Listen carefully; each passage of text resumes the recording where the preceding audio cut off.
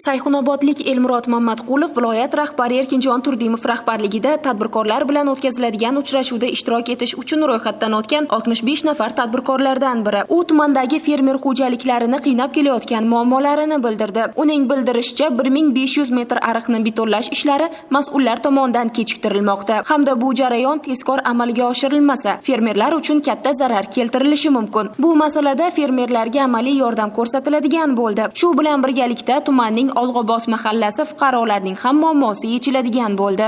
Ariqimizni betonlashtirib berish masalasi bo'yicha amaliy yordam bo'lmadi shu kungacha. Katta ko'l bor, shuni betonlashtirib berish asli masalamiz. Chunki u yerda 400 gektar yer bor. Yoshlarning yeri bor. Hammamiz qo'shilishib beton qilmasa, ana ko'lga suv saqlab ketyapti. Mana amaliy yordam qilamiz dedi, 100 million pulni ajratamiz dedi hokim bobamiz.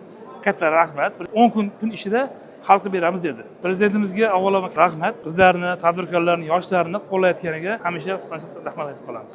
Bugungi uchrashuvda viloyat rahbari 30 nafar tadbirkorlik subyekti vakillari bilan birma-bir suhbat qurib, ularni qiynab kelayotgan muammolarni mas'ullar bilan birgalikda atroflicha o'rgandi. Kredit muddatlarini uzaytirish, yer ajratish bilan bog'liq masalalar bugungi uchrashuvda aksariyat tadbirkorlar tomonidan bildirildi. Sud, tergov hamda hokimiyat vakolatida bo'lmagan murojaatlar rad etildi. Tadbirkorlarga huquqiy tushuntirishlar berildi. Uchrashuv davomida 4 nafar rahbar kadrlarning tadbirkorlarning murojaatlariga e'tiborsizligi uchun ularning xatti-harakati yoxud harakatsizligiga viloyat prokuraturasi tomonidan huquqiy baho berilishi belgilandi.